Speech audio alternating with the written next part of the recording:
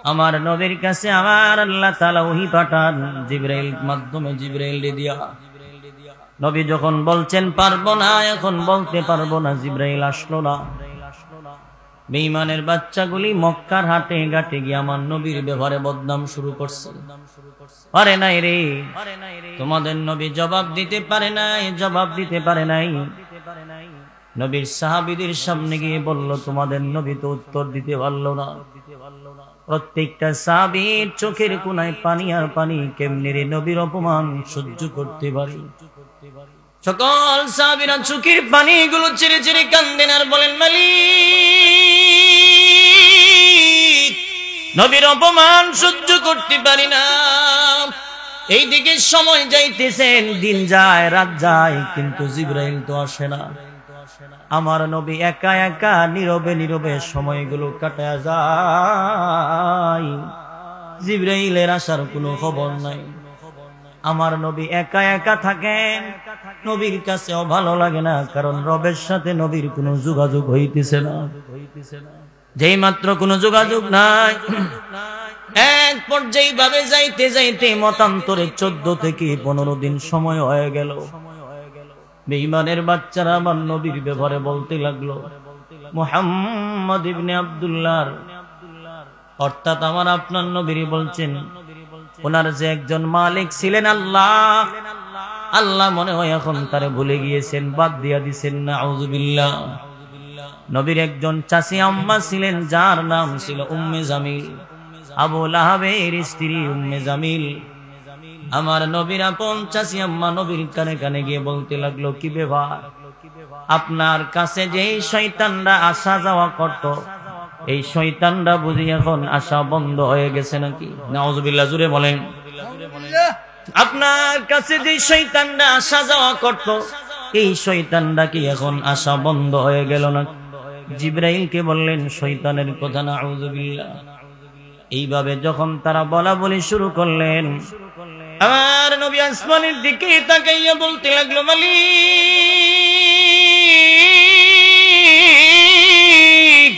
এই অপমান আর সহ্য করতে পারি না, বেঈমানদের কষ্ট আমি রাসূল আর মানতে পারি না। আমার নবীর মনটা দুর্বল। এইভাবে 14 দিন পর্যন্ত একা একা সময়টা কাটাইছেন। নবীর ভালো লাগে না, টেনশন আর টেনশন করে সময় কাটায়। এইভাবে যখন আমার নবী মনটা দুর্বল করে রবের দিকে তাকায় রইলেন, প্রায় 14 থেকে 15 দিন পরে আল্লাহ তাআলা জিবরাইলকে ডেকে বলল, জিবরাইল, লম্বা সময় হয়ে গেল রে, আমার বন্ধুরে বেঈমানেরা কত কষ্ট দিল, আর দেরি কইরো না। ওই সময় আল্লাহ তাআলা আমার তিলাওয়াতকৃত সূরাতুদ দুহা জিবরাইলের মাধ্যমে ওই সময় আমার নবীর কাছে নাজিল করেছেন। জোরে জোরে কন্না সুবহানাল্লাহ। জিবরাইল আলাইহিস সালাতু ওয়াস সালাম যখন নবীর কাছে হাজির হয়ে গেল, আল্লাহ নবী ডেকে বললেন, জিবরাইল, এতদিন পর্যন্ত কেন তুমি আমার থেকে দূরে রইলা? কেমনে রে আমার সাইরা তুমি দূরে সরে গেলা? কেন আসলা না? কেমনে তুমি আমাকে ভুলে গেলা? জিবরাইল আলাইহিস সালাতু ওয়াস সালাম বললেন, নবী গো, আমারও তো মনটা চায় সর্বক্ষণ আপনার কাছে আসা যাওয়া করি, কিন্তু আমি কেমন করে আসি? আমি অত এক মালিকের হুকুমের গোলাম। আমার মালিক যদি আমার এই অনুমতি না দেন, আমি নিজে তো আসতে পারি না। আরে জিবরাইল, কেন আল্লাহ তোমারে আসতে দিল না?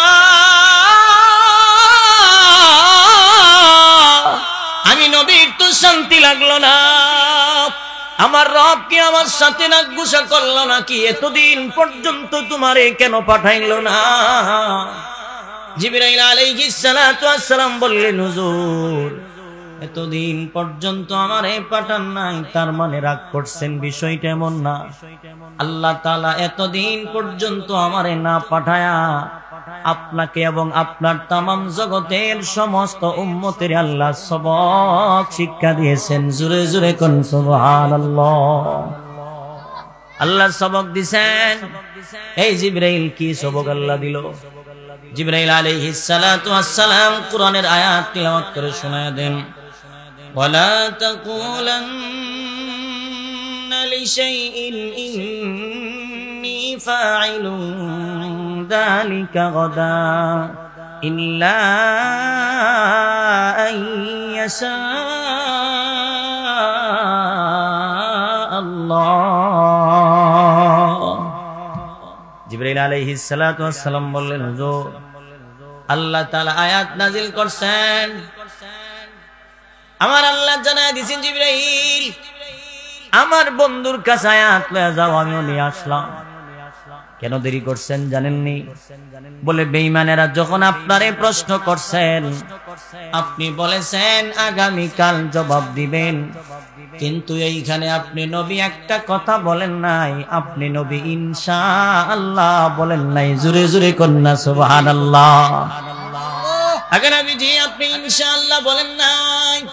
আল্লাহ আয়াত নাযিল করে জানায় দিলেন বন্ধু ভবিষ্যতে কোনো কিছু বলতে গেলে কোনো কিছু করতে গেলে ইনশাআল্লাহ ছাড়া বলা যাবে না। ভবিষ্যতে কোনো কিছু করতে গেলে ইনশাআল্লাহ বলা লাগবে, আল্লাহ জানাইছেন। সবক আছে না নাই? আমাদের জন্য শিক্ষা আছে না নাই? আল্লাহর নবীর আল্লাহ জানাইছেন ভবিষ্যতে কোনো কিছু করতে গেলে ইনশাআল্লাহ বলার দরকার। এবার বলেন আমরারও বলার দরকার আছেনি?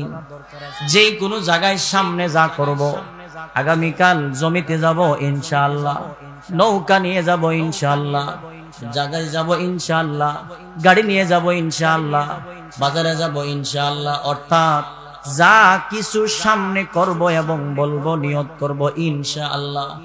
যেই কাজের শুরুতে ইনশাআল্লাহ বলে শুরু করা হয় এই কাজে আমার রবের পক্ষ থেকে সাহায্য নাজিল হয়ে যায়। আমরা তো ইনশাআল্লাহ নাই, আলহামদুলিল্লাহ নাই, সুবহানাল্লাহ নাই, সব গায়ের জোরে করে এলাম। বিপদে পড়লে খালি আল্লাহরে ডাকি। কি কও? আগে ভাগে কিছু কয় না। চাচাই জিজ্ঞাসা করে ভাতিজা কই যাস? সাতল ঘর বাজারও যাই কুরবানির গরু কিনতাম। কুরবানির গরু কিনবে তো ভালো কথা, ইনশাআল্লাহ কস না। ওই ইনশাআল্লাহ কইতাম কি তার লাগি পকেটে টাকা আছে আর বাজারে গরু আছে, কোনো অসুবিধা আসেনি? কোনো অসুবিধা নাই। যা যেই মাত্র বাজারে ঢুকছেন সুরা বেডার সোনালী ব্যাং এই বেডার পকেট আল্লাহ রাখছে, পকেট কাটটা নিচে গা সুরা বেডা। যেই মাত্র সুরা বেডা পকেট কাটটা নিচে গা। এখন তো গরুর দাম দিব, গরু কিনছি, ভালো কথা। যেই মাত্র পকেটে হাত দিছেন এবার চোখ বন্ধ করে কই কিরি এমন লম্বা পকেট কোন টেইলারে বানাইলো? হাত দিলাম সাতল বার, হাত দিকে কদম তুলি গাঙ্গের বার। এমনি তাকায় দেখে বুঝছি এবার কান্দার কই ইনশাআল্লাহ টাকা তো সুরে নিচে গা। বিকাল বেলা আবার কদম তুলি গোদারাঘাট চাচার লোকে দেখা, কিরে গরু আনছত নি? কই ইনশাআল্লাহ চাচা টাকা তো সুরে নিচে গা। কেমনে নিল রে? কই ইনশাআল্লাহ পকেট কেটে নিছে। কই রাখছিলে? কই ইনশাআল্লাহ পকেটে রাখছিলাম। চাচা কো ভাতিজা এখন ইনশাআল্লাহ তসবিহ লইছ, আগে দি কলি না। ইনশাআল্লাহ আগে না পরে? আরো জোরে কোন আগে না পরে? প্রত্যেকটা কাজের শুরুতে আমরা বলবো ইনশাআল্লাহ। রাজি আছি তো ইনশাআল্লাহ? জিবরাইল আলাইহিস সালাতু ওয়াস সালাম বললেন হুজুর আমার আল্লাহ তাআলা আপনারে সবক দিয়েছেন, সবক শিক্ষা দিয়েছেন। এবার আমার নবী বললেন জিবরাইল রে বেঈমানের বাচ্চারা যে বললো আমার রব আমারে ভুলে গিয়েছেন, বাদ দিয়ে দিয়েছেন, এই ব্যাপারে তোমার বক্তব্য কি বলো? জিবরাইল আলাইহিস সালাতু ওয়াস সালাম বললেন হুজুর আপনার রব আপনারে ভুলে নাই, বলতে পারে নাই। এই কথাটা বলার আগে আগে আমার আল্লাহ তাআলা দুইটা কসম করে জানাইছেন আল্লাহ আপনারে ভুলে নাই। জোরে জোরে কোন সুবহানাল্লাহ। এক নম্বরে ওয়াদুহা, দিনের কসম। সূর্য যখন পরিপূর্ণ আলো দেন, মুফাসসিরিনে কেরামগণ বলেন যোহরের নামাজের আগে আগে একটা সময় আছে, ওই সময়ের কসম চাষতের সময়। ওই সময়ের কসম আল্লাহ তাআলা দিনের কসম করছেন। দুই নম্বরে ওয়াল্লাইলি ইযা সাজা, নিজম রাতের কসম, নীরব রাতের কসম আল্লাহ করছেন। নীরব রাতের কথা আল্লাহ কেন বললেন? কারণ হলো রাত্র যত গভীর হয়, যত নীরব হয়, দুনিয়ার অফিস আদালতের দরজাগুলো বন্ধ হয়। কিন্তু রাত্র যত গভীর হয়, আসমানের মালিকের রহমত আর মাগফিরাতের দরজা আল্লাহ প্রশস্ত বানায় দেন। গভীর রজনীতে প্রথম আসমানে আইসা আমার আল্লাহ আপনারে ডাকতে থাকেন, গোলাম কে আছো? গুনাহগার, আমি আল্লাহর কাছে ক্ষমা চাও। তোমার কি লাগবে বান্দা, আমি আল্লাহর কাছে বলো। এই কারণে আমার আপনার নবী বলেন, কোন মানুষ যদি গভীর রজনীতে 2 রাকাত নামাজ পড়ে, 2 রাকাত তওবার নামাজ, তাহাজ্জুদের নামাজ বান্দা আদায় করে, যাই নামাজে বৈশা যান, 2টা হাত যখন রবের দরবারে বাড়ায়া দিয়া কান্দে আর বলে, মালিক রে, আমার মতো গুনাহগার এই জগতে অভাব নাই, তবে আমার মতো বান্দাও তোমার দুনিয়াতে অভাব নাই। তোমারে ডাকার মতো হয়তোবা আমার মতো গোলাম জগতে অভাব নাই, কিন্তু তুমি ছাড়া যে আমার আর দ্বিতীয় কোনো মালিক নাই। এইভাবে যখন বান্দা কান্দেন, বান্দা চোখের পানি যখন নাকির গোড়ায় চলে আসে, আমার আল্লাহ তাআলা কুদরতি হাত দিয়ে বান্দার চোখের পানিগুলো মুইছা দেন আর বলতে থাকেন, গোলাম তোর কান্না বান্দা বন্ধ কর। আমার আল্লাহ তাআলা বান্দার চোখের পানি আল্লাহর কুদরতি হাত দিয়া মুইছা দেন আর বলেন, কান্দিস না, আমি রব তোর পিছনের গুনাহগুলি মাফ করে দিলাম। চোখের পানির অনেক দাম, কি বলেন, দাম আছে না নাই? চোখের পানির কেমন দাম? আমার আপনার নবী বলেন, একটা গাভীর উলান থেকে দুধ দহন করার পরে এই দুধটা যেমন আর গাভীর উলানে ঢুকানো সম্ভব হবে না, একটা মানুষের চোখ দিয়া যদি রবের বয়ে 1 ফোঁটা পানি বাহির হয়ে যায়, ওই লোকটারেও জাহান্নামে দেওয়া আল্লাহর জন্য অসম্ভব হয়ে যাবে। সুবহানাল্লাহ। এই জন্য আল্লাহ তাআলা বলেন, বেশি বেশি করে কান্না করো, কম কম করে আসো।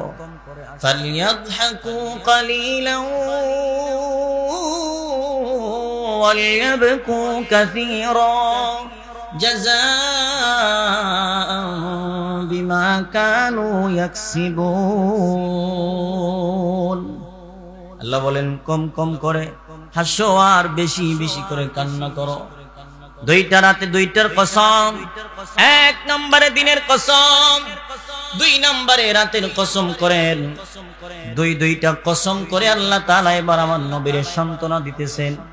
বলছিলাম সূরাটা কোন সময় নাজিল হইছে, সময়ের কথাটা আপনারা জানছেন, কোন সময় নাজিল হইছে। 2 নম্বরে বলছিলাম কেন নাজিল হইল, এই কেনটা আল্লাহ তাআলা বললেন। 2 নম্বরে কেন যে আল্লাহ নাজিল করছেন, বলে এই সূরাটা আল্লাহ নাজিল করে আমার আপনার নবীরে সান্ত্বনার বাণী শুনাইছেন, আর বেঈমানদের কথার দাঁত ভাঙা জবাব দিয়েছেন। জোরে জোরে কোন সুবহানাল্লাহ। আল্লাহ তাআলা এবার আমার নবীরে 2টা কসম করে জানায় দিলেন, মা ওয়াদ্দাআকা রাব্বুকা ওয়া মা ক্বালা। আল্লাহ বলেন, বন্ধু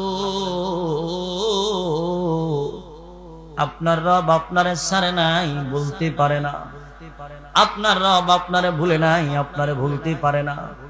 তারা যদি বলে ভুইলা গেছি, গাইটা কি কইলি হয়ে যাবো, গাটা কি? সুবহানাল্লাহ বলেন। আমি আল্লাহ তো আপনারে ভুলি নাই। আমার আল্লাহ আমার নবীর সান্ত্বনা দিয়ে বললেন, বন্ধু আমি রব আপনারে ভুলি নাই। আরে আমার নবীর আল্লাহ কেমনে ভুলবেন? আমরা যেমন নবীর জন্য পাগল, আল্লাহ বলেন আমি নিজেও পাগল।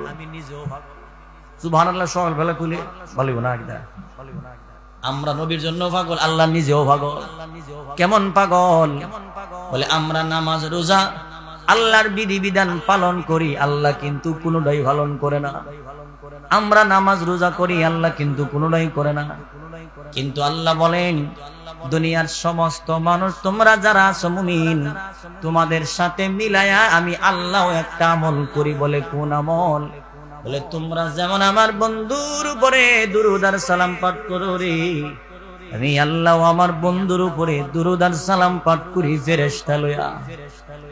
আরো জোরে কন্যা সুবহানাল্লাহ। ইন্নাল্লাহ ইন্নাল্লাহা ওয়া মালাইকাতাহু ইউসাল্লুনা আলান নবী ইয়া আইয়ুহাল্লাযীনা আমানু সাল্লু আলাইহি ওয়া সাল্লিমু তাসলিমা। আল্লাহ বলেন, বন্ধু আমি আল্লাহ নিজে আপনার প্রেমে পাগল হইয়া দুরূদ আর সালাম পাঠ করি ফেরেশতা লইয়া। সুবহানাল্লাহ জোরে কোন সুবহানাল্লাহ। এই জন্য মনে করেন আমরা যদি নবীর উপরে দুরূদ সালাম পাঠ করি নবীর দাম বাইরে যেত না, না বললে নবীর দাম কমতো না। নবীর ইজ্জতের দায়িত্ব, নবীর মান সম্মান কমাবার দায়িত্ব কার কাছে? আরো জোরে বলেন কার কাছে? নবীর দুরূদ পড়লে আমরা লাভ, না পড়লে আমরা লস। যেই ব্যক্তি নবীর উপরে যত বেশি দুরূদ আর সালাম পাঠ করবেন ওই লোকটা নবীর কাছাকাছি থাকবেন। সুবহানাল্লাহ জোরে কোন সুবহানাল্লাহ জোরে কোন। যার আমলনামায় যত দুরূদ বেশি ওই লোক নবীর কাছাকাছি থাকবে বেশি। এখন যদি রাসূলকে কেউ না মানে এই কারণে নবীর কিছুই তো না। কি বলে? নবীর আদর্শ কেউ না মানলে নবীর কোনো কিছু হইতো না। কেউ যদি নবীর আদর্শ মানে নবীর দাম বাড়তো না, কিন্তু নবীর সুন্নত যে মানবো সে নবীর খাঁটি উম্মত হইব। নবীর সুন্নত যে মানতো না নবীর দুশমন হইব। আরে কথা ঠিক না? ঠিক জোরে বলেন। আমরা দেশে তো মারামারি লেগে জায়গা সুন্নি আর ওয়াহাবি লইয়া দলাদলি হিংসা হিংসি বাদ দেন নাই তেবলা দলাদলি এবার বাদ দেন। যে বেলা মনে করেন একদল কয় এটা ওয়াহাবি গাট্টি সুর, আরেক দল বলে এটা মাজার পূজারি, এটা সুন্নি, এই সেই কইরা হিলে ফোড়া ঘষাঘষি মুসের কাম শেষ। কি কন? দলাদলি করতে করতে ফাঁকে দা মুসলমান বেদুর্মীরা তো মারি খা। ইসরায়েল যে বোমা মারছে, ইসরায়েলেরা ফিলিস্তিন যে বোমা মারছে, এরা কি টার্গেট করে মারছে? এটা সুন্নিরে মারতাছি, এটা ওয়াহাবিরে, এটা জামাত ইসলাম রে, এটা কয় মারছে? এর মূল টার্গেট হলো মুসলমান ধ্বংস করা। কি কন? আমরার ভিতরে তো গুতাগুতি গেল। আমরার মাঝে কিছু লোক আছে মাইকটা ফাইলে কি যে কইব দিস করতে পারে না। 40,000 50,000 টাকা বক্তা আনছেন, ভালো কথা, ভালো কথা কয়েছেন। আপনার ভিতরে কোনো কথা থাকলে আলেম আলেমে বসেন, জনগণের মাঝে আম পাবলিকের মাঝে গ্রাম একটা দ্বন্দ্ব লাগাই দিয়া যা, এবার কুদাল লইয়া যা আর কহে ওয়াহাবি চলবে না। কথা কন না দি এক্ষেত্রে লাইল কাটতো যা আর কইতেছে দে ওয়াহাবিটা, এটার সাথে এটার সালাম দিন যেত না, এটা কইতেছে এটা উড়ুচ্ছে, এটার ধরুন যেত না, এটা বাদ দেন। শুনেন একজন জাল্লা মানুষ, যেটা জালবা গরিব মানুষ, এই লোক যদি নবীর সুন্নত মানে নবীর তরিকা মতো চলে এর নাম হলো সুন্নি। আর আমি মৌলবি জুব্বা লাগাইছি, ফাগড়ি লাগাইছি, নবীর সুন্নত মানি না, আমার নাম সুন্নি হইতে পারে না। আরে কথা ঠিক না? ঠিক জুড়ে বলেন। এবার যেই কোয়ালিটির লোক গাঠটি লিয়ে ধরো আর মাঝারি যাক আর জেনে যাক, যে নবীর সুন্নত মানে হের নাম সুন্নি, আর যে নবীর সুন্নত মানে না হে মক্কার খাদেম হলো নবীর সুন্নি আশেক না। কথা ঠিক না? ঠিক জুড়ে বলেন। জন্য হিংসা হিংসি বাদ দেন, দিলটা খুলাসা করে চলেন, বরকত দিব কে? দিল খুলাসা করে চলেন। আল্লাহ যদি নবীর প্রেমে নিজে পাগল থাকে, আমি আর আপনি নবীরে নবীর দুরূদ সালাম করলে নবীর দাম বাড়তো না কমতো না। সুতরাং নবীর তরিকা মানলে আমার লাভ। রাসূল বলেন যার আমল নামায় যত দুরূদ বেশি ওই উম্মতটা আমার কাছে জান্নাতে থাকবে কাছাকাছি বেশি। নবীর সাথে জান্নাতে থাকতে হইলে দুরূদ সালাম করার দরকার আছে নি? আল্লাহ আমাদেরকে বুঝার তৌফিক দান করুন। আমি রাগ করতেছেন? রাগ করেন না, আমি তো এই এলাকার মানুষ, কিন্তু এই এলাকার ছেলে পেলে জানি তো এলাকার অবস্থা। বাদ দেন এসব, বহুত হয়েছে আমাদের দেশে। আল্লাহ তাআলা বলেন মা ওয়াদ্দাআকা রাব্বুকা ওয়া মা ক্বালা। বন্ধু আমি আল্লাহ বলি না, আমি আপনারা ছাড়তে পারি না। আল্লাহ আমার নবীর কেমনে ছাড়বেন? আমার নবী যা বলছেন আল্লাহ তাই শুনছেন। সুবহানাল্লাহ। আবার আল্লাহ তাআলা আমার নবীর জানা দিলেন, বন্ধু কেমনে আপনারে আমি আল্লাহ ভুইলা যাই? আরে আমি আল্লাহ তো আপনার এত ভালোবাসা দিলাম, দুনিয়ার জমিনে যত নবী রাসূল পাঠাইলাম, আপনারে যেমন সুযোগ সুবিধা দিলাম আর কাউরে এমন সুযোগ সুবিধা দেয় নাই। মুসা নবী আল্লাহর সাথে কথা বলছেন, তুর পাহাড়ে দাঁড়ায়া দেখা করতে পারে নাই। ইব্রাহিম আলাইহিস সালাতু ওয়াস সালাম ওনার নামের একটা টাইটেল আছেন যার নাম হলো খলিলুল্লাহ। আমার আপনার নবীর একটা টাইটেল আছেন যার নাম হলো হাবিবুল্লাহ। খলিলুল্লাহ শব্দের অর্থ হইল আল্লাহর বন্ধু, হাবিবুল্লাহ শব্দের অর্থ হইল আল্লাহর বন্ধু। এইবার মনোযোগ দিয়া শুনেন, খলিলুল্লাহ আল্লাহর বন্ধু, হাবিবুল্লাহ আল্লাহর বন্ধু। তাহলে বন্ধু বন্ধু এ কত ব্যবধান। খলিলুল্লাহ বলা হয় এমন বন্ধুকে যেই বন্ধু আল্লাহকে রাজি আর খুশি করার জন্য নিজের সন্তানের গলায় ছুরি লাগাই মিনা বাজারের ময়দানে। আর হাবিবুল্লাহ বলা হয় এমন বন্ধু রে, যে বন্ধুর প্রেমে পাগল হয়ে স্বয়ং আল্লাহ দাওয়াত দিয়ে আল্লাহর কাছে আল্লাহ ডাইকা নিয়ে যায়, সাত আসমান পাড়ি দিয়ে আল্লাহর কাছে আল্লাহ নিয়ে যান। আমার নবী আল্লাহ বুঝায় দিলেন, বন্ধু দুনিয়ার কোন নবী রাসূলকে আমি আল্লাহর কাছে আনার সুযোগ দেই নাই, আমি আল্লাহ আপনারে দিছি। আমার নবীর আল্লাহ কাছে নিছেন, কেমনে নিছেন শুনলে একটু অসুবিধা হইব। কইতাম নবীরে যখন আল্লাহ নিয়ে যান, জিবরাইল আলাইহিস সালাতু ওয়াস সালাম সিদরাতুল মুনতাহা পর্যন্ত হাজির হয়ে গেল। সিদরাতুল মুনতাহায় গিয়া জিবরাইল বলেন, হুজুর আমি আর একটা কদম সামনে যাইতে পারবো না, আমার এই পর্যন্ত সীমানা আর সামনে যাওয়া যাবে না। আমার আপনার নবীরে জিবরাইল আলাইহিস সালাম এই জায়গায় রেখে যখন চলে আসছেন, আমার নবীর আল্লাহ কত ভালোবাসছেন। আমার নবী সিদরাতুল মুনতাহায় দাঁড়ায় দেখেন, ডানে বামে সামনে পিছনে প্রত্যেকটা জায়গায় জায়গায় আল্লাহ তাআলা আমার নবীর নামের ডিজাইন দিয়া সাজায় রাখছেন। প্রত্যেকটা জায়গায় জায়গায় আমার নবীর নাম দিয়া ডিজাইন করে রাখছে। এই অবস্থাটা দেখে আমার নবী আনন্দের সুরে কান্না শুরু করছে। মাঝে মধ্যে দেখবেন আনন্দের কান্না হয়, অভাবের কান্না হয়, টাকা পয়সা বেশি হইলেও মাঝে মধ্যে মানুষ কান্দে। যেমন কোন কোন মানুষ দেখবেন ঘর আছেন, বাড়ি আছেন, সম্পদের অভাব নাই, টাকা পয়সার অভাব নাই, ঘরে শুয়া শুয়া বান্দা কান্দে আর বলে, মালিক রে এখন তো আমার ঘরের টাকা পয়সার অভাব নাই, কিন্তু আমার জনম দুঃখিনী মা অসুস্থ থাকার সময় 2,000 টাকা কোন জায়গায় পাইলাম না, আমার আব্বা অসুস্থ থাকার সময় 2,000 টাকা কোন জায়গায় পাইলাম না।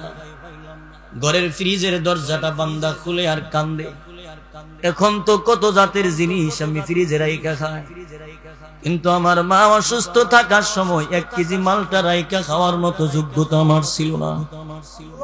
ঘরের ফ্রিজের দরজাটা খুলে আর কান্দে, মালিক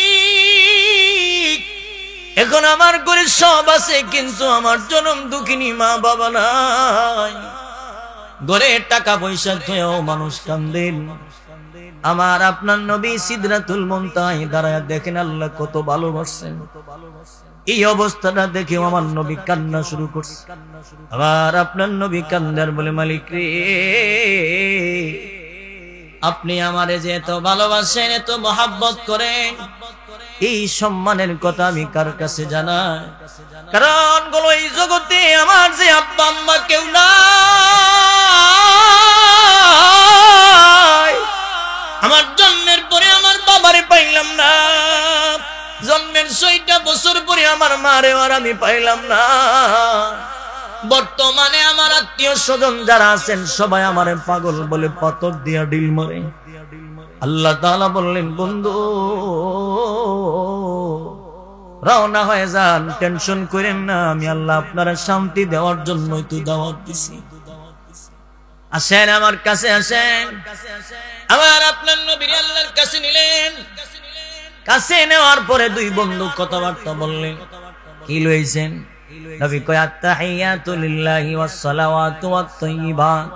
আল্লাহ বলেন, আসসালামু আলাইকা আইয়ুহান নাবিয়্যু ওয়া রাহমাতুল্লাহি ওয়া বারাকাতুহু। জোরে জোরে কোন সুবহানাল্লাহ। আল্লাহ বলেন, বন্ধু মনটা দিয়ে খারাপ দেখা যায়? পরিবার পরিজনের কথা বললাম, মন খারাপ কেন? অমিয়া নেতার পিছনে তো দৌড়ান, নেতার পিছনে দৌড়ান, নেতা তো আপনার কথা স্মরণ রাখে না, নেতা আপনার কথা মনে রাখে না। মুসলমানের নেতা হইল আমার আপনার নবী মুহাম্মাদুর রাসূলুল্লাহ সাল্লাল্লাহু আলাইহি ওয়াসাল্লাম। কথা ঠিক না বেঠিক? জোরে কও। মুসলমানের নেতা হইল আমার আপনার নবী। ওই দেখেন আমার নবী কেমন নেতা, জনগণের চিন্তা কেমন করেন, আমার নবী উম্মতের চিন্তা কোন সময় পর্যন্ত করছেন। আল্লাহ বলেন, বন্ধু মনটা খারাপ কেন? পরিবার পরিজন সবার কথা বললাম, কিন্তু মন দি খারাপ দেখা যায়। আবার আপনার নবী বললেন, মালিক রে পরিবার পরিজন আত্মীয় স্বজন সবার কথা বললেন, একবারও তো আমার গুনাহগার উম্মতের কথা বললেন না। বন্ধু আপনারে সালাম দিলাম, এরপরও কি মনটা খুশি না? মালিক আপনি আমারই সালাম দিছেন, আমার উম্মতরে তো আর সালাম দিলেন না। আল্লাহ তাআলা এবার বলেন আসসালামু আলাইনা ওয়া আলা ইবাদিল্লাহিস সলিহিন।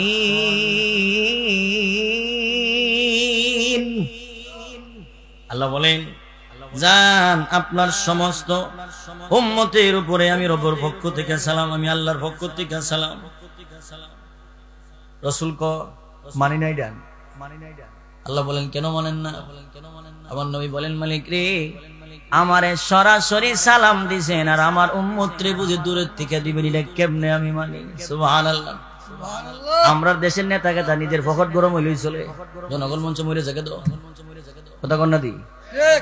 আমরা দেশের নেতা কেতা নিজের পকেট গরম হইলেই চলে, জনগণের চিন্তা খুব কম করে। আল্লাহ নবী বলেন আমার উম্মত রে সরাসরি সালাম দিছেন না, দূরের থেকে দিলে কেমনে মানি? পারে কি কোন তাহলে কি সরাসরি দেওয়া লাগবে? জি আল্লাহ সরাসরি দিতেই। আল্লাহ বলেন বন্ধু চাই না আপনারে মেহমান বানাইলাম, এরপরে যদি আপনার দরখাস্তটা মঞ্জুর না করিয়া দেয় আমি রবের কাছেই তো ভালো লাগবে না। আল্লাহু আকবার জোরে বলেন। আমি আল্লাহর ভালো লাগবে না। আল্লাহ তাআলা আমার নবীর জানিয়ে দিলেন বন্ধু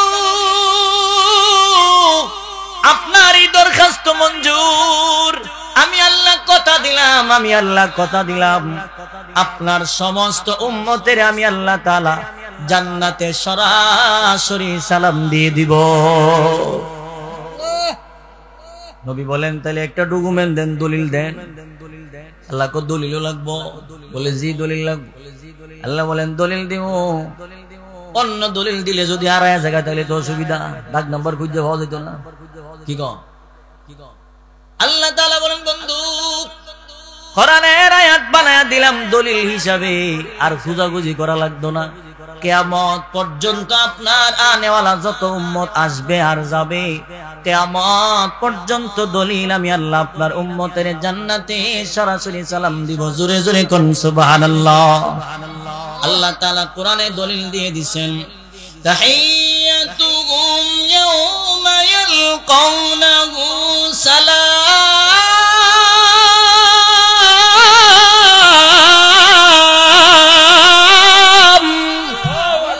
আল্লাহ তাআলা বলেন আমি আল্লাহ তাআলা আপনার সমস্ত উম্মতের জান্নাতে সালাম দিব। আল্লাহ তাআলা আমাদের সকলকে রবের সালাম জান্নাতে পাওয়ার মতো যোগ্যতার তৌফিক দান করুন, বলেন আমিন। বন্ধু কথাবার্তা শেষ, নামাজ দিছে 50 ওয়াক্ত। নবীজি নিচে আইতেছেন, জমিনে আইব। মুসা নবীর সাথে দেখা হইছে। মুসা নবী বললেন বন্ধু আপনারে কি দিবেন? কয় 50 ওয়াক্ত নামাজ দিছেন। আমার নবী খুব খুশি। মুসা আলাইহিস সালাতু ওয়াস সালাম বলেন আর নিচে যায়েন না, ঝামেলা কিন্তু বাজে যাবে। আরে কে রে, ওই তো 50 ওয়াক্ত পারতো না। আমি জানি, আমি উম্মত চালাইছি, আমি জানি তা কি বেজাইলা জিনিস। কারণ যেই বেটা ইসার মাথা ট্রাক্টর চালাইছে এই বেটা জানে এটার ব্রেক কেমন শক্ত। কি কম যে বেটা দৃষ্টি ট্রাক চালা হ্যাঁ জানে এটার ব্রেক কেমন শক্ত। আমরা এদিকে নৌকার উদাহরণ দিলে বুঝবো, ছোট নৌকার বইটা আর বলগিটের বইটা সমান নেই।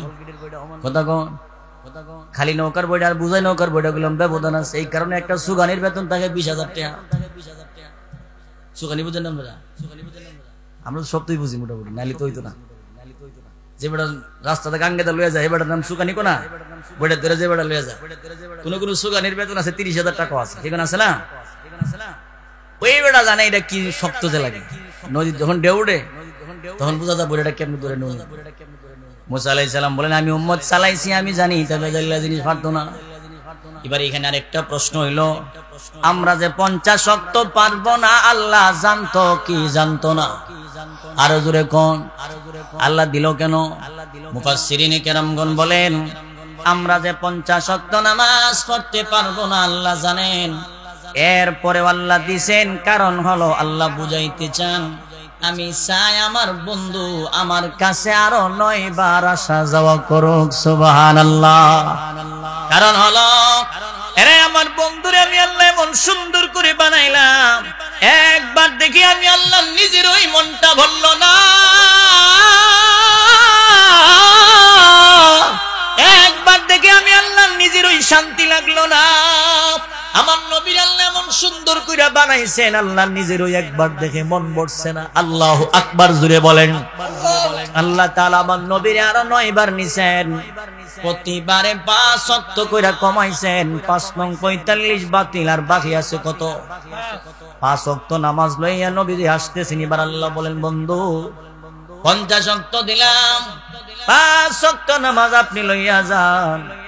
জান আমি আল্লাহ সুসংবাদ একটা দিয়ে দিলাম, সুখবর দিয়ে দিলাম।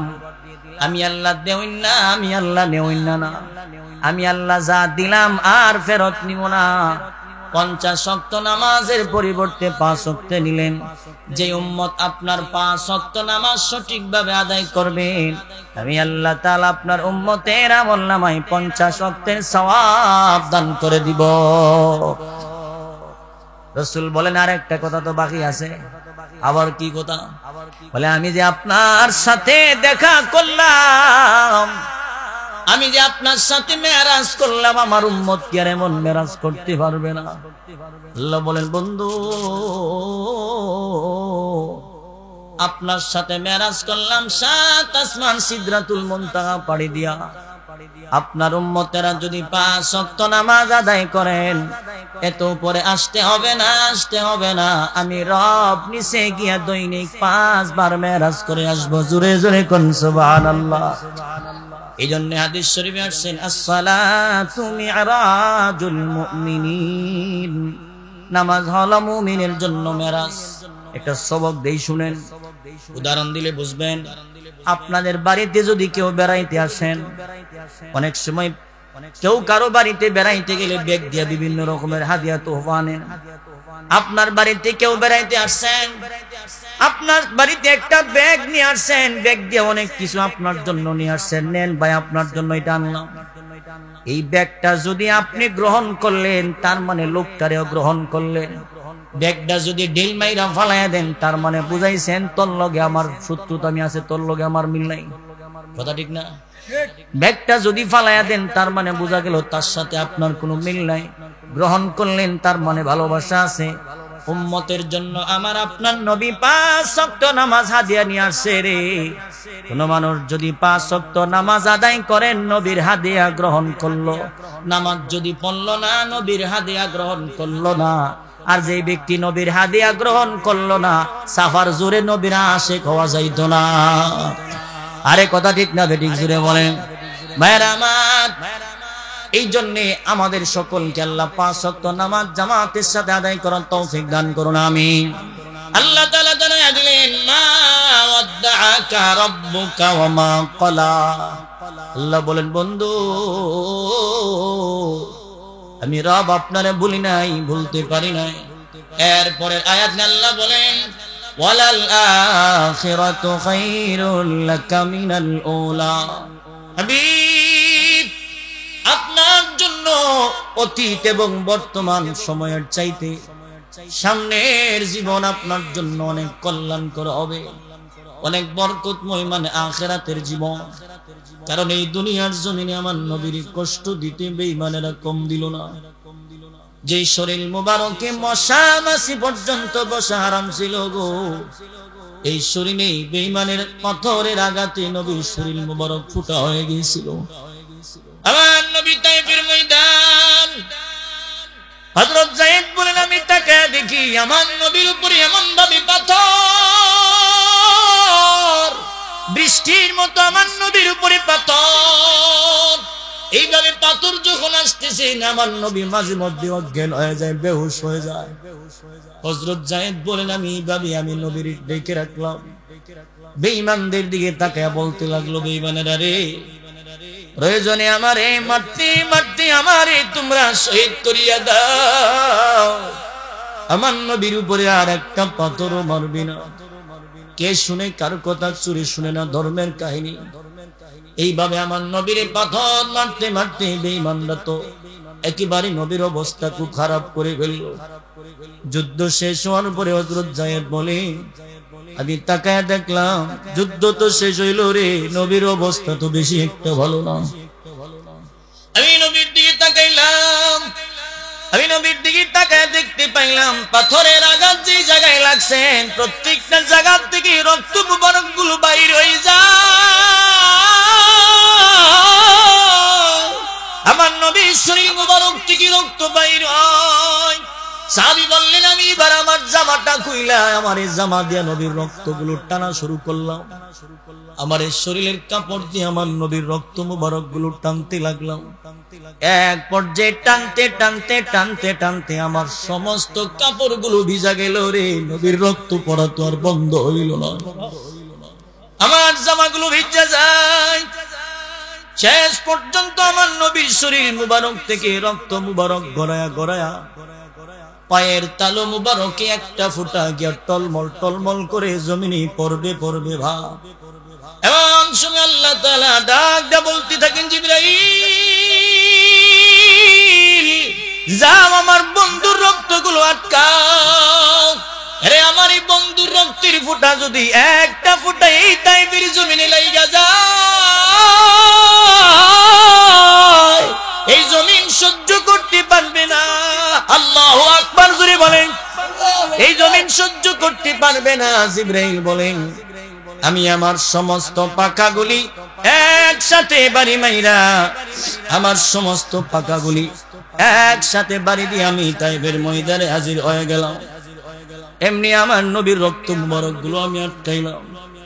এই জন্য আল্লাহ বলেন, ওয়ালাল আখিরাতু খায়রুল লাকা মিনাল উলা।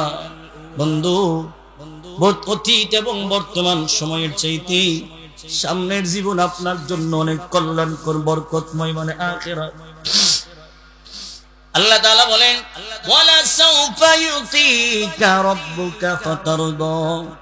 এরপর আল্লাহ তাআলা বলছেন, আল্লাহ তাআলা বলেন, অচিরেই আপনার রব আপনার এমন কিছু দিবেন যার দ্বারা আপনি নবী সন্তুষ্ট হয়ে যাবেন। কথা কি বুঝতেছে? কথা কি বুঝতেছে? অসুবিধা হইতেছে? মনোযোগ দিয়ে শুনেন, মনোযোগ দিয়ে শুনেন। আল্লাহ বলেন, ওয়ালা সাউফা ইউতিকা রাব্বুকা ফাতারদা। আল্লাহ বলেন, বন্ধু অচিরে আপনার রব আপনার এমন কিছু দিবেন যার দ্বারা আপনি নবী সন্তুষ্ট হয়ে যাবেন। নবীর আল্লাহ কি দিবেন উল্লেখ নাই, তবে যেই জিনিসের উল্লেখ নাই এই জিনিসের কিন্তু সীমানাও নাই। কথা ঠিক না? যেটার উল্লেখ নাই এটার কোনো সীমানাও নাই। আল্লাহ তাআলা আমার নবীর সান্ত্বনা দিয়ে বলছেন, ওয়ালা সাউফা ইউতিকা রাব্বুকা ফাতারদা। অচিরে আপনার রব আপনার এমন কিছু দিবেন যার দ্বারা আপনি নবী সন্তুষ্ট হয়ে যাবেন। আলাম ইয়াজিদকা ইয়াতীমান ফাআওয়া। আল্লাহ বলেন, বন্ধু আমি আল্লাহ কেমনে আপনারে বলতাম? কি মনে করছেন আমি আল্লাহ তো আপনার ইয়াতীম অবস্থায় পেয়েছিলাম, কিন্তু আমি আল্লাহ তো আপনারে আশ্রয় দিয়েছি, আমি আল্লাহ আপনারে আশ্রয় দিলাম। আলাম ইয়াজিদকা ইয়াতীমান ফাআওয়া। এরপরে আল্লাহ বলেন, ওয়া ওয়াজাদাকা দাল্লান ফাহাদা। আপনি জানতেন না দিন সম্পর্কে আমি আল্লাহ আপনারে জানাইছি। মা কুনতা তাদরি মাল কিতাবু ওয়ালাল ঈমান। আপনি তো দিন সম্পর্কে ঈমান সম্পর্কে আপনি জানতেন না, আমি আল্লাহ জানাইছি। এখানে একটা কথা হইলো, আল্লাহ যে বলছেন আপনি জানতেন না, তার মানে কি আমার নবী মূর্খ ছিল? কথা কোন না, আমার নবী মূর্খ না। আল্লাহর রাসূল বলেন, ক্বালান নবী সাল্লাল্লাহু আলাইহি ওয়াসাল্লাম, উতিতু ইলমাম মিনাল আউয়ালিন ওয়াল আখিরিন, আও কামা ক্বালা আলাইহিস সালাতু ওয়াসসালাম।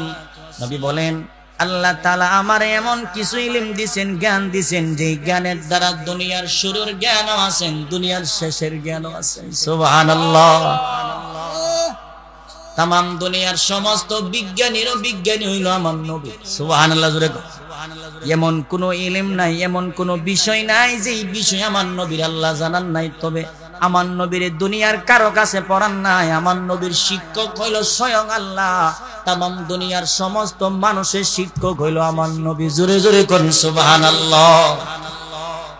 বাইরামাত আলাম ইয়াজিদকা ইয়াতীমান ফাআওয়া ওয়া ওয়াজাদাকা দাল্লান ফাহাদা। এরপর আল্লাহ বলেন ওয়া ওয়াজাদাকা আইলান ফাআগনা। আল্লাহ বলেন বন্ধু, যদিও অন্যান্যদের তুলনায় আপনার ধন সম্পদ কম ছিল, কিন্তু আপনার দিলের ভিতর থেকে আমি আল্লাহ তাআলা লোভ জিনিসটা সরাইয়া দিছি। আমার নবীর কোনো লোভ নাই। এই আয়াতের ব্যাখ্যায় মুফাসসিরিনে কেরামগণ লিখেন, হযরত আব্দুল্লাহ ইবনে আব্বাস রাদিয়াল্লাহু তাআলা আনহুর হাদিস, ওনার থেকে হাদিস বর্ণিত, তিনি বলেন আমরা একবার গিয়ে দেখলাম আমার নবী এমন ভাবে ছাতার মধ্যে শুয়ে রয়েছেন। ছাতায় জিজ্ঞেস করলাম, হুজুর, রবের পরে যার মান আর মর্যাদা, আপনি নবী যদি এইভাবে ছাতার মধ্যে শুয়ে থাকেন আমরা কি আর মানতে পারি? আবার আপনার নবী বললেন, সাহাবীরা রে, এই দুনিয়াটারে আমি রাসূল আপন মনে করি না, এটা মুসাফির খানা মনে করি। কারণ হলো, কোন মানুষ যদি কোন জায়গায় বেড়াইতে যান, সফরে যান, কিন্তু 2-3টা ব্যাগ বইরা কাপড় সফর নেয় না, সর্বোচ্চ 1-2টা কাপড় নেন যেন কোন রকম চলে আসতে পারে। আল্লাহর রাসূল সিগন্যাল দিলেন, আমাদেরকে জানায়া দিলেন, মেসেজ দিয়ে গেলেন, এটা স্থায়ী জগৎ নয়, চলে যেতে হবে, কারণ আমি নবীও থাকতে পারি নাই। আরে কথা ঠিক না ঠিক জুড়ে বলেন, অস্থায়ী জগৎ। আল্লাহ বলেন ওয়াজাদাকা আইলান ফাআগনা, আপনার দিলের ভিতর থেকে আমি আল্লাহ লোভ জিনিসটা সরাইয়া দিলাম। এতক্ষণ পর্যন্ত আল্লাহ স্টেপ বাই স্টেপ যা কিছু বলছেন আমার নবীর সান্ত্বনা দিচ্ছেন। সামনে যে 2টা কথা আল্লাহ তাআলা বলবেন, একটু মনোযোগ দিয়ে শুনেন। এইবার আল্লাহ তাআলা আমার আপনারে সবক দিতেছেন। সবক আল্লাহ বলেন, ফাআম্মাল ইয়াতীমা ফালা তাকহার। আল্লাহ বলেন, বন্ধু, আপনি এতিমদের বেলায় বিনয়ী হন, এতিমদের বেলায় আপনি সদয় হন। রাসূল বলেন, উম্মতেরা রে,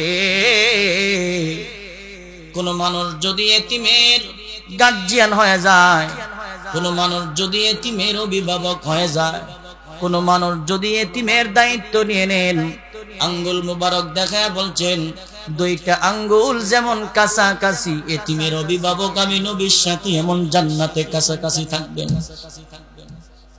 ভাইরা আমার, কিন্তু আমাদের দেশে তো এতিমরা লাঞ্ছিত, আমাদের দেশে তো এতিমরা অবহেলিত, লাঞ্ছিত, নির্যাতিত। বাইডা মারা গেছে, সাথের বাইডা চিন্তা করে তার এতিম বাচ্চার জমিটা কেমনে দখল করে খাওন যায়। নিজের ভাই মারা গেছেন, এই ভাইয়ের বউডার উপরে বিভিন্ন রকমের অপবাদ দিয়া বাপের বাড়ি ফেলায় রাখে। আবার ট্যাট দেয়, খবর আছে তোর এই জায়গা জমি তুই পাইতে না। এতিম বাচ্চা অসহায়, এতিমদেরকে মোহাব্বত করার কথা আল্লাহর নবী বলছেন। আল্লাহর নবী বলেন, উম্মত, এই দুনিয়ার জমিনে যার বাবা নাই সে বুঝে রে বাবা হারানোর কি যন্ত্রণা, যার মা নাই সে বুঝে বাবা হারানোর কি ব্যথা, যার মা নাই সে বুঝে মা হারানোর কি ব্যথা। কারণ রাসূল তো বাবার কবর জিয়ারত করতে গিয়া নিজের আপন মায়ের হারাইছেন। আমার নবী কান্দেন। আম্মা জান আমেনা রাদিয়াল্লাহু আনহা আমার নবীর কাছে গিয়ে বলেন, কান্দো কেন? আমি তো তোমারে পাগলের মতো খুঁজতেছি। আমার নবী ডেকে বললেন, মাগো, এই যে মাঠের কিনারায় দাঁড়া রইলাম, দেখলাম তো কত ছেলেদের আব্বা আয়েশা তারে কুলে লইয়া লইয়া বাড়ির দিকে রওনা হয়, কিন্তু আমি তো কান্দি এই কারণে, আমি দেখি আমার আব্বা নি আয়েশা আমারে কুলে লইয়া যায়। কোথায় আমার আব্বা? কিন্তু আমার আব্বা তো আয়েশা আমারে কুলে লইয়া বাড়িতে গেল না। আমার আব্বা কি আর আমারে কুলে নিবে না? আম্মা জানা মেনা আমার নবী জড়ায় ধইরা কান্দিন আর বলেন, এমন কথা বইল না, তোমার আব্বা এমন দেশে গেছে যেই দেশে গেলে আর কেউ ফিরে আসে না। কোথায় আমার আব্বা?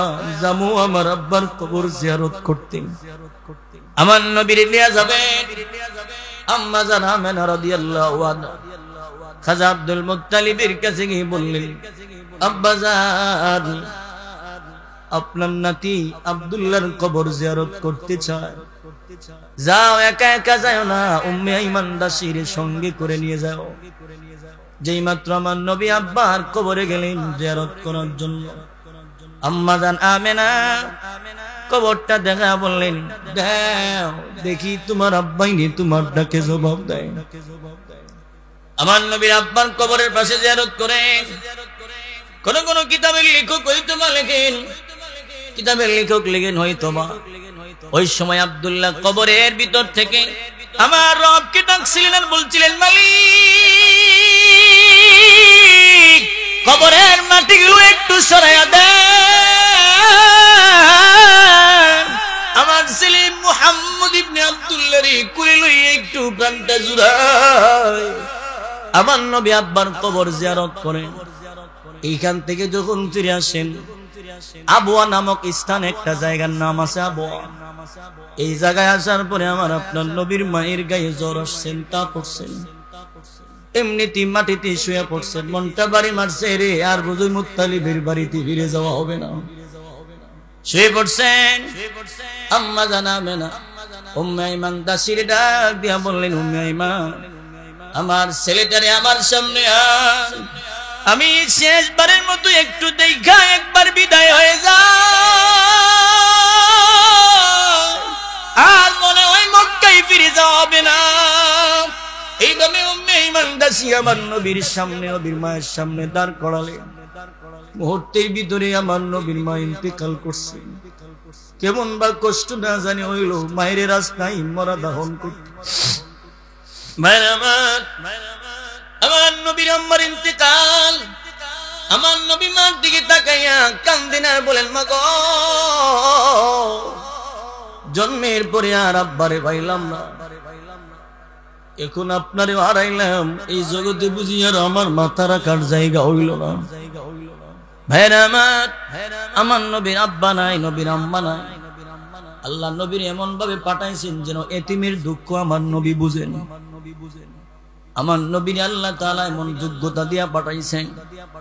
এই কারণে আমার নবী বলেন, উম্মত, এতিমদের মনে ধমক দিও না, এতিমদেরকে কষ্ট দিও না, এতিমদেরকে মহব্বত করবা, এতিমদেরকে কাছে ডাকবা। এরে যুবক ভাই, এলাকার সমস্ত গ্রামের সকলের কাছে আমার একটা কথা একটু মনোযোগ দিয়ে শুনেন। আপনারা তো মাহফিল করাইছেন, অনেক সওয়াবের কাজ, কিন্তু এর চাইতে বড় সওয়াবের কাজ হবে যদি একটা এতিমের বাচ্চা, এতিম বাচ্চার ঘরে একটা শীতের দিনে একটা কম্বল দিয়ে দেন। ভাইরা আমার,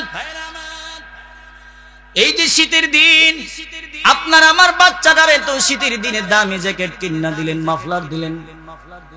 আপনার আমার বাচ্চাটা শীতের জামাটা গায়ে দিয়ে যখন রাস্তায় বাহির হয়ে গেল, এতিম বাচ্চাটা তো দেখলো, জিজ্ঞেস করলো, কে রে এমন সুন্দর জ্যাকেট তোরে আইনা দিল? আপনার আমার বাচ্চাটা জবাব দিবেন, আমার আব্বাই দিছে।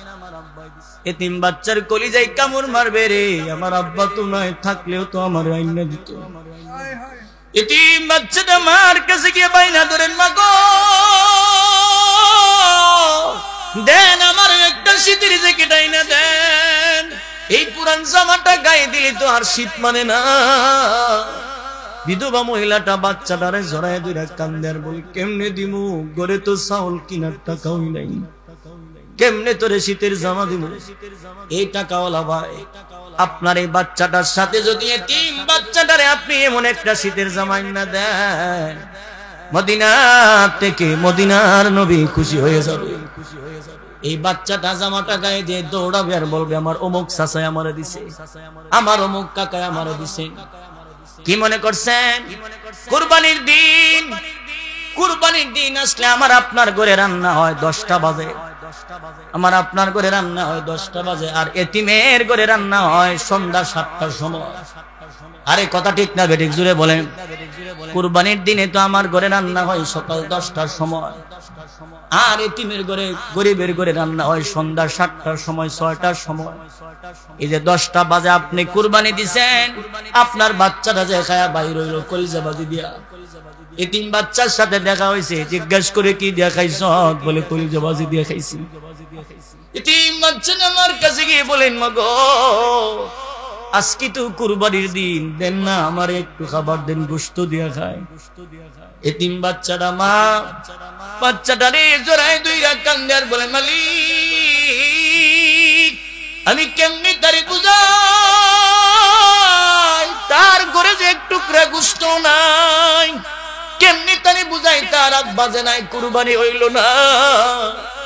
ওই বিধবা মহিলাটা তখন মনে মনে কান্দে আর বলে, মালিক রে মহল্লার ভিতরে বুঝি আমার বাচ্চাটারে খাওয়ানির মতো কোনো লোক হইল না। এই যে কুরবানি দিছেন, আপনার এই বাচ্চাটার সাথে যদি এতিম বাচ্চাটারে আইনা এক প্লেট খাবার খাওয়ায়া দেন, কুরবানি দিয়া সব পাইলেন কি পাইলেন না এটা আমার জানা নাই, কবুল হইছে কি হইছে না এটা আপনারও জানা নাই। কিন্তু এতিম বাচ্চাটারে খাওয়ানোর সাথে সাথে মদিনা থেকে মদিনার নবী খুশি হয়ে যাবে। ইফতারের সামনে রমজান আসতেছেন, রমজান এই যে রমজানের সময় ইফতারের সময় আপনার ঘরে কত রং বেরঙের খাবার আপনি বানাইছেন। ইফতারের সময়, ইফতারের দিন আসলে ইফতারের সময় হইলে আপনার ঘরে কত রঙের খাবার হয়, বাজার থেকে আনেন, নিজে বানান, নিজে তৈরি করেন। কিন্তু দেখবেন কত কত পরিবার আছে, গরিব পরিবার, শুধু একটু পানি খায় এরপরে ভাত খায়। আপনার বাচ্চাটা তো কত রঙের খাওয়ান খায়, আপনি তো পাশে খবর নিলেন না। একটা এতিম পরিবারে ইফতারের সময় একটু পানি খাইয়া রাতের বেলায় ঘুমায়া যায়, সেই সময় ঠান্ডা ভাত খায়া বান্দা রোজা রাখেন। এর টাকাওয়ালা ভাই টাকা দিয়া কি করবেন? টাকা লইয়া আপনি কই যাইবেন? কবরে যাইবেন। কাফনের তো কোনো পকেট নাই, কেমনে নিয়ে যাইবেন? কাফনের তো কোনো পকেট নাই। জীবনটারে কাজে লাগান, জীবনটারে কাজে লাগান। যুবক ভাইদেরকে বলে যাব, মহল্লার 20-30 জন যুবক মিলে এমন একটা প্রতিজ্ঞা করেন, আমরা প্রত্যেক মাসে মাসে কিছু টাকা জনপ্রতি উঠায়া খবর নিব মহল্লার ভিতরে কয়জন গরিব পরিবার আছে। একটা মহল্লার ভিতরে সর্বোচ্চ 2-4-5 জন পরিবার থাকে, কথা ঠিক না বেঠিক? জুড়ে কম, এর বেশি থাকে না। আপনারা টাকা উঠায় যেমন মাহফিল করাইছেন সংগঠন, এমন ভাবে আলাদাভাবে আর একটা সংগঠন করে উঠান। প্রত্যেকটা গরিব পরিবারে শীতের দিন আসলে একটা শীতের কম্বল দিবেন। ওই ঘরটা যদি ভাঙ্গা থাকেন ঘরের একটা বেড়া লাগাইয়া দিবেন। গরমের দিনে ঘরে চার্জারের ফ্যান দিয়ে দিবেন। এতিম বাচ্চা মাদ্রাসায় পড়লে তার মাদ্রাসার বেতন দিবেন, 1 বছরের খরচ দিয়ে দিবেন।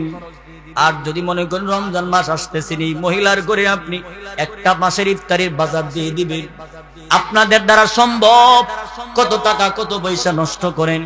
এই যে রমজানের সময় আপনি একজনকে ইফতার করাইলেন, আপনি যে রোজা রাখছেন, আপনার রোজাটা কবুল হইল কি হইল না আপনার জানা নাই। কিন্তু আপনি যে একজনকে ইফতারি করাইছেন তার পরিপূর্ণ সওয়াব আল্লাহ আপনার আমলনামায় দান করবেন। জোরে জোরে করুন সুবহানাল্লাহ। মানব সবাই জীবনটারে কাজে লাগান, জীবনটারে কাজে লাগায় যান। এমন একটা জীবন আপনি গঠন করেন, আপনি মরে গেলেন, মানুষ যখন কান্দে আপনার জন্য, আপনি মরবেন, তামাম দুনিয়া যেন আপনার জন্য কান্দে। এই মহল্লাতে যখন আপনি এতিম বাচ্চাদেরকে জামা কাপড় দিবেন, শীতের দিনে মহিলার একটা শীতের কম্বল দিবেন, বিধবা মহিলারে বিয়ে শাদীর অনুষ্ঠানের দাওয়াত দিবেন। আমরা দেশে বিয়ে শাদীর অনুষ্ঠান হইলে মাতবর, মেম্বার, চেয়ারম্যান, টাকাওয়ালা, পয়সাওয়ালা, ব্যবসায়ী এরারে দাওয়াত করে। কত গরিব পরিবার আছে এরারে জিজ্ঞাসাই করে না। আরে কথা ঠিক না বেঠিক? জুড়ে বলেন। এরারে দাম দেয় না। বেটার ইজ্জত যাইব গা, গরিবরে দাওয়াত দিলে বেটার ইজ্জত যাইব গা, মান সম্মান কমে যাইব গা। অথচ বেটা জানে না যারা দাওয়াত করছে এরা খায়া যাইতেছে আর কইতেছে এর বাড়ির থেকে আমার বাড়ির খাওয়ানটা ভালো ছিল। কথা কন্যা দি, কথা কন্যা দি। ভদ্র মানুষের দাওয়াত দেন। কত ভদ্র মানুষ আয়সা নিজে ভদ্রগিরি দেখাইতে গিয়া এমন এতিম 5-10টা পরিবারের খাবার নষ্ট করে। কথা কন্যা দি, কত খাবার নষ্ট করেন। কিন্তু এতিমরি দাওয়াত দিল না। এতিম বাচ্চা বাড়ির আশেপাশে ঘুরেন, কেউ তাহলে জিজ্ঞাসা করে না, তারে একটা ডাক দিয়া কেউ খাবার গুলো দেয় না। এতিম বাচ্চা মাঝে মধ্যে পরিবারে গিয়ে কান্দে, মাগো বিয়েটা আমরা দাওয়াত দিছে না, লও না আমারে লয়ে যাও। কত কত মা আছে নির্লজ্জ হয়ে আয়েশা বলেন, দেন আমার বাচ্চাটার একটু খাবার দেন। এমনও নিষ্ঠুর মানুষ আছেন বাচ্চারাও তারা না দেওয়া যেত না। এতিমরে মহব্বত করেন, জীবনটারে মানব সেবায় কাজে লাগায় যান, জীবনটারে মানব সেবায় কাজে লাগান। এমন একটা জীবন গঠন করে যান বললে যেন আপনার জন্য মানুষ কান্দে। 5 তলা বাড়ি করছেন, 10 তলা করছেন, বন ভরা জমি রাখছেন, নৌকা বানাইছেন, গাড়ি করছেন, শখ 2টা যদি এখন আমার আপনার বন্ধ হয়ে যায়, আধা ঘন্টার ভিতরে বাড়ির থেকে বাহির করণের চেষ্টা। কথা কন্যা দি ভালো একটা গরু না আপনার ব্যবহারে খরচ করতে না করবে কোন রকম সেরেলাই। পরিবারের জন্য পাগল হইছেন, বাড়ির জন্য, মায়ের জন্য, পরিবারের জন্য পাগল হইছেন। পরিবার বিবি আপনার জন্য পাগল, মা আপনার জন্য পাগল, সবার জন্য আপনিও পাগল হইছেন। তবে পরিবারের সংসারের চাপে পড়ে আমরা অনেকেই আছি মালিকের হুকুম বাদ দিলাইছি। রোজা রাখো না, কে লিগা সময় ভাই না, কাজকর্ম করে পরিবার চালান লাগে। নামাজটা পড়েন, ও ভারী না, খুব কষ্ট হয়ে যায় পরিবার চালাইতে গিয়া। এবার আপনি একটু শুনেন, আপনি যে পরিবার পরিজন চালাইতে গিয়া রবের গোলামি বাদ দিছেন, পরিবারের কাছে আপনার মূল্য কেমন একটু শুনেন। আপনি একলা মানুষ, পরিবার 5টা মানুষরে ভালো রাখার জন্য চেষ্টা করতেছেন। খবর নিয়ে দেখেন, চ্যালেঞ্জ করে গেলাম, পরিবারের 5টা মানুষ আপনারা একটা মানুষরে ভালো রাখার চেষ্টা কেউ করে না। উমা কথা বাস্তব না বাস্তব? আপনি তো একলা মানুষ, মাথার গাম পায়ে ভালাইয়া তাদেরকে দেখাশোনা করছেন, তারা কিন্তু আপনারে ভালো রাখার চেষ্টা তারা করবে না, করেও না। আপনি গেছেন নৌকা নিয়া, কষ্ট করেন পরিবারের জন্য। দুপুর বেলার সময় দরকার ছিল পরিবারের থেকে আপনার বিবি আপনারে ফোন দিবে, তুমি দুপুর বেলায় কোনো জায়গায় খাইছো নি, নাইলে বাড়িতে খাইয়া যাও, অথবা কোনো জায়গায় দোকানে গিয়া খাও। এই বেডি ফোন দিয়ে দেয়া কইব আইবা যাইছেন, বৃষ্টি তুফান, নৌকাটা দিয়ে আপনি আইছেন, রৌদ্র আপনার গায়ে লাগছে, গাড়ি চালাইছেন, কত যাত্রী আপনার গাড়িতে উঠছেন, কত মানুষ আপনার সাথে খারাপ ব্যবহারও করছেন, এরপরেও মাইনা নিয়েছেন পরিবারের জন্য। আরে কথা ঠিক না বেঠিক বলেন? এই যে বাড়িতে আসছেন, দরকার ছিল আপনি বাড়িতে ঢোকার সাথে সাথে ঠান্ডার দিন হইলে আপনার একটু গরম পানি করে দেওয়া, গরমের দিন হইলে আপনার একটু ঠান্ডা পানি দেওয়া দরকার ছিল। কিন্তু আসলে যে গাইব আমার ক্রিম ডান শুনি, যদি কন না মন নাই, আমি কইলে তো মন থাকতো না, কইতা হে তোমার মন, কি কও রেডি, কি কও কইতে হে আমার মন, কইতে হে আমার মন। আচ্ছা গোসল করে আসি, বাদ দিয়া যাও। কিছু কিছু মহিলা আছে কইব লইয়া খাইলাও, মানে ক্রিম জানছো লইয়া খাইলাও। এরপরেও যদি কোনা বাদ দিয়া যাও, তখন যদি বাদ দে সামোসার প্লেটের বাড়ির আওয়াজের সুরে বুঝাইব ভাই সাহেব মনটা চাইতেছে তোরে সাবাই খাইলে তাও। আরে কথা ঠিক না বেঠিক জোরে কোন? পট্টাতে একটা বাড়ি মারবো, নাইলে ফাতিলাতে একটা বাড়ি মারবো। এটা কি তুই তুফান ছুড়াই দিছ? এই যে আপন, এত আপনজন আপনি করলেন, তাদের জন্য মাথা থেকে পা পর্যন্ত শরীরের সমস্ত রক্তগুলো পানি বানাইছেন।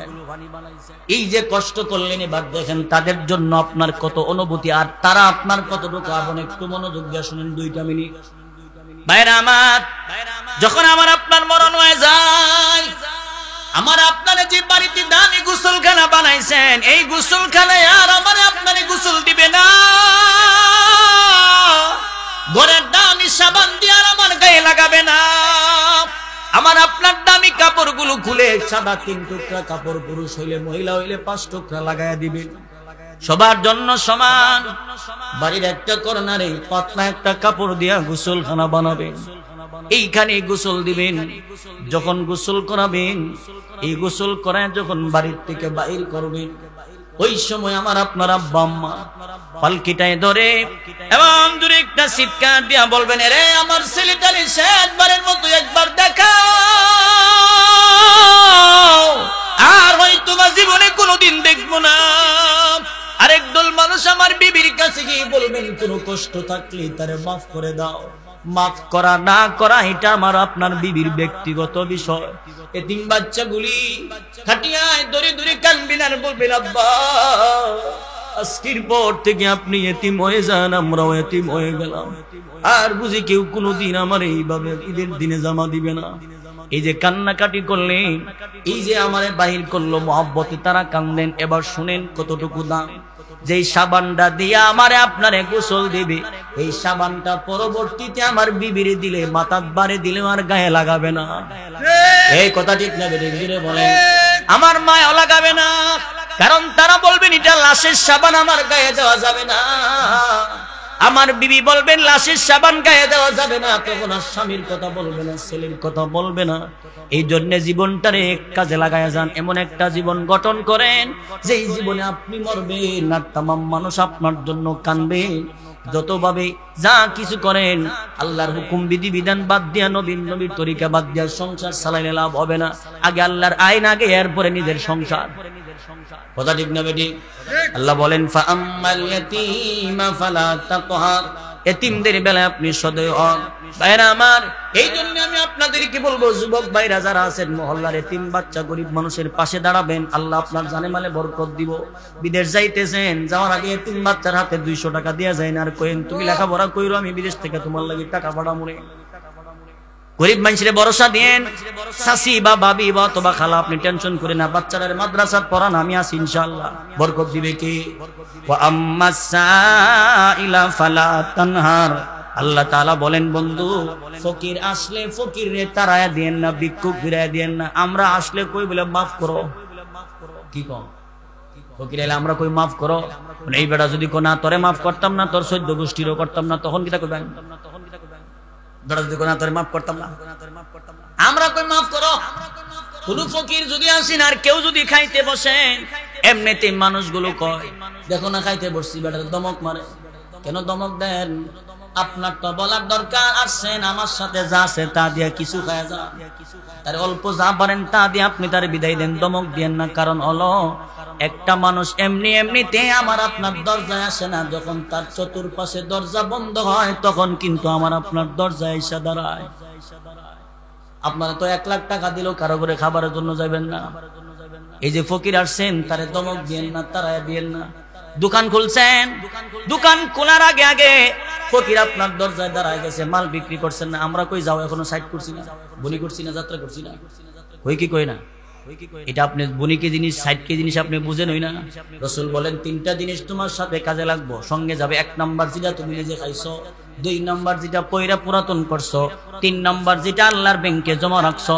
ভাইরা আমার, দোকান খোলার আগে আগে, দোকান খোলার পরে মাল বিক্রি করার আগে ফকির এসে আপনার দরজায়, আপনি মনে রাখবেন আল্লাহর ব্যাংক আপনার কাছে হাজির।